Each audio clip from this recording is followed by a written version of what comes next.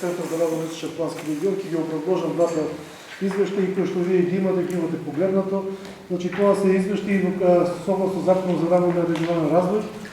Источен Центар за работа плански регион мора да ги достави на усвоивање до сите 11 општини како основачи на центарот. Во едниот е извештај кој што се однесува само за работењето на центарот, што има сработено тој во претходната година, со финансиски извештај за сите и за основната сметка и за проектите кои што ги спровел, кои што имаат посебни сметки и некои се на основната сметка, а додека другиот се однесува на спроведување на програмата за Источен плански регион, која што програма е 5 годишна и таа не ја спроведува само Центарот за развој, него сите општини, невладини организации, јавни предпријатија, државни институции, приватни фирми, значи општо се. Ставени се сите проекти, јас нема да ги читам, тие се премногу, ставена е и структурата со колку луѓе работене, како е поставен центарот, средствата од каде доаѓа, значи средствата се еден дел од владата, преку различни програми, дали е тоа програмата за регионален развој, од Министерството за локална самоуправа, Министерството за економија, животна средина, Швајцарска амбасада, UNDP, USA и така натаму. Значи тука се поставени и сите проекти се ставени, вие сте ги видели, некои од нив дел се во секоја општина се отприлика равномерно, некоја година во една општина има повеќе, во друга помалку. Еве сега може да кажам, сите знаете дека оваа година очекуваме да се подпише договорот со Министерството за локална самоуправа да се прави градскиот пазар. Градоначалникот е веќе запознат со тоа. Вчера имавме седница кај што имавме дополнување и за другите општини со одредени проекти. Во извештајот за спроведување на програмата се ставени повеќе проекти кои што ги доставија од општина Делчево. Накратко тоа, еве вие ако имате некои прашања, ви може да ви дадат појаснување.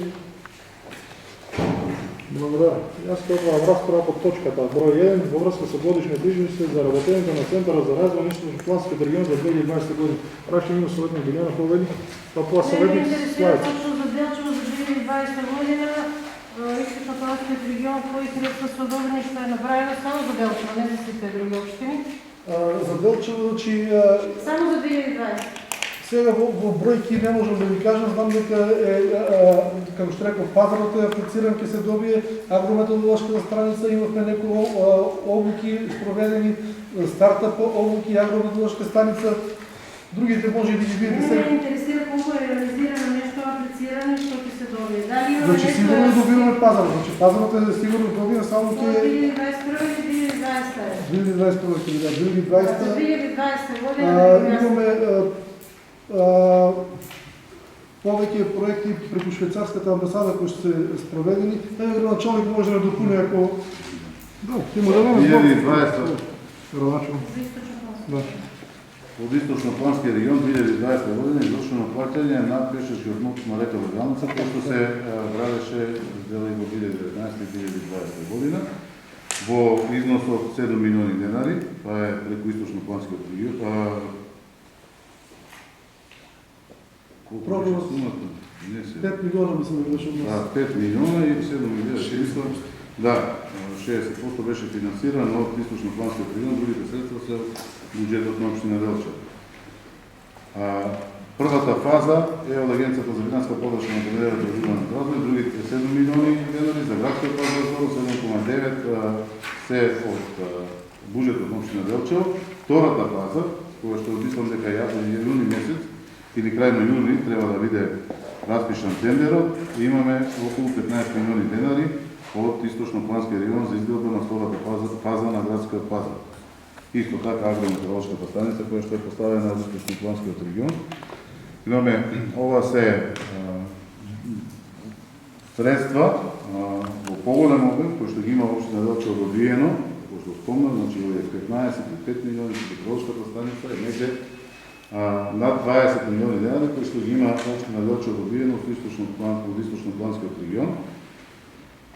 Финансирањето на Источно-планскиот регион во години почнуваше негде од 20 милиони, како градоначалник од 3,5 години, па имавме 25 милиони, да еве минатата година се 35 милиони денари мислам, Но сега се направи 2-годишна програма заедно со Министерството за локална самоуправа за да бидат финансирани проекти. Така да овие, како реков, над 20 милиона кои што ги има добиена општина Делчево, јас сум инволено задоволен затоа што имаме голем удел во сите тие средства, како последно што ги има Министерство за локална самоуправа, Бюро за регионален развој, долго се разгранува планските региони и од тоа што го имаме добиено. Јас ми дополни само, ова се може би инфраструктурни проекти, но ние имаме сработени други проекти, значи Натура 2000, кој што е испитувано преку швајцарскиот проект, програма за очување на природата, сте слушнале, одредени институции овде има добиено у текот на 8 години и други средства, значи Натура 2000 ја имаме работено заштитени подрачја, лица од општината се биле научки за заштитени подрачја.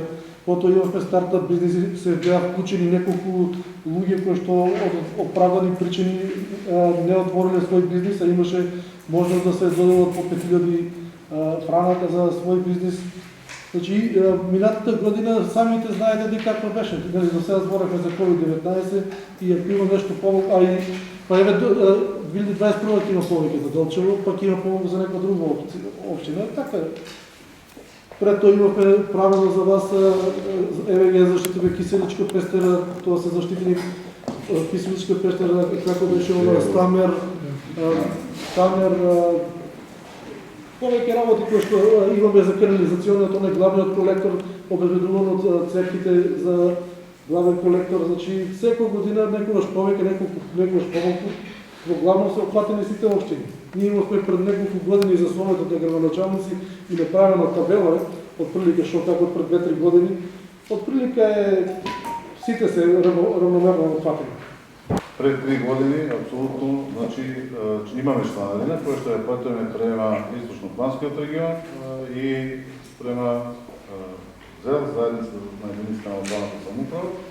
Ниту према ЗЕЛ, ниту према Источно-планскиот регион не беше чланарината платена 8 години.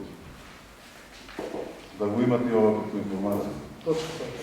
Благодарам, градоначалник. За збор се јави и сотник Славица Повчев. Прашањето не беше контрактот, ама и това са прашањето му подача. Тук во реализирани проекти за сите општини има спомнато, зашто не е спомнато да беше че има вноска во реализирани. Во извештајот мислиш во описаната верзија? Вече градоначалникот тоа се исплатени парите, а тоа е завршен 2019, се така беше градоначалник. А 2020 се исплатени средствата. Значи треба да имаме во извештај за 2019. Да, имаме во 2019.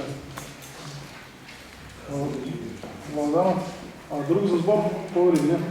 Пак ме интересира процентуално општина Делчево колку има добиено за разлика од другите општини. Процентуално ако може да...